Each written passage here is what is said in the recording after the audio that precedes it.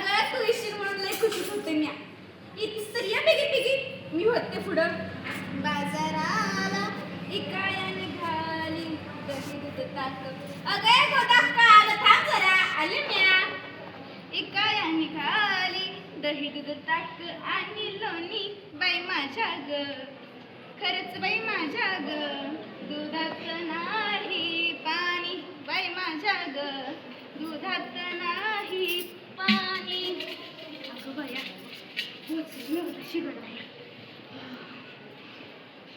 अरे दादा अरे ये बिगी आणि घे दूध.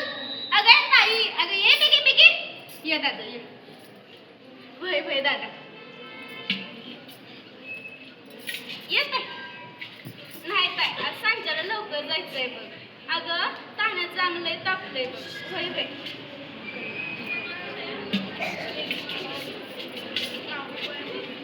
अगं चिंगे ये की पटकन. पाय हलवत नाही मग ये बिगी ये. आणि चिंगे दूध सांडायचं नाही नाही तर आई म्हणायची हिरानं दूध कमी दिलं. सावकाश जा. अगं सावकाश जा ग. मावळत आलं जायला हवं. लेकरू वाट बघत असेल. अरे दादा थांब. अरे बंद करू नकोस की र. उघड की र. जाऊ दे र माझं लेकरू वाट बघतंय र. उघड रे उघड. एकावर दया दाखव की र. उघड. तू मला ओळखलं नाहीस का र. अरे मी त्या माझं ओळखी लेख नवं. उघड की र. उघड. कृपया करून उघड र. उघड. नाही अरे बाई आबा आजे माझं लेकरू. आता कसं जाऊ कसं पाजू त्याला. कायदा महाराजांचा कायदा कडक कायदा. पण माझ्या लेकराला कुठनं कळायचं या कायदा.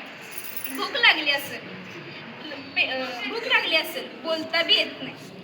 कशी पाजू लेकराला. कसं कळायचं आज्याला त्याचं रडणं.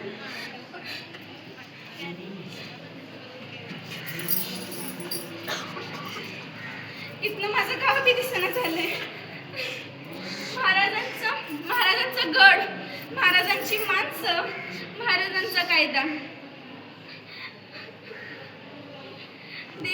देवा पण काय बी म्हणा महाराजांनी गावातल्या लोकांना पोट्या पानाला कामाला लावलं. आपलं समद सामान गडा विकायची परवानगी दिली आणि गडा घ्यायची बी परवानगी दिली.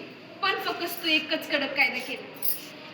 दिवस उजाडला की दरवाजा गडाचा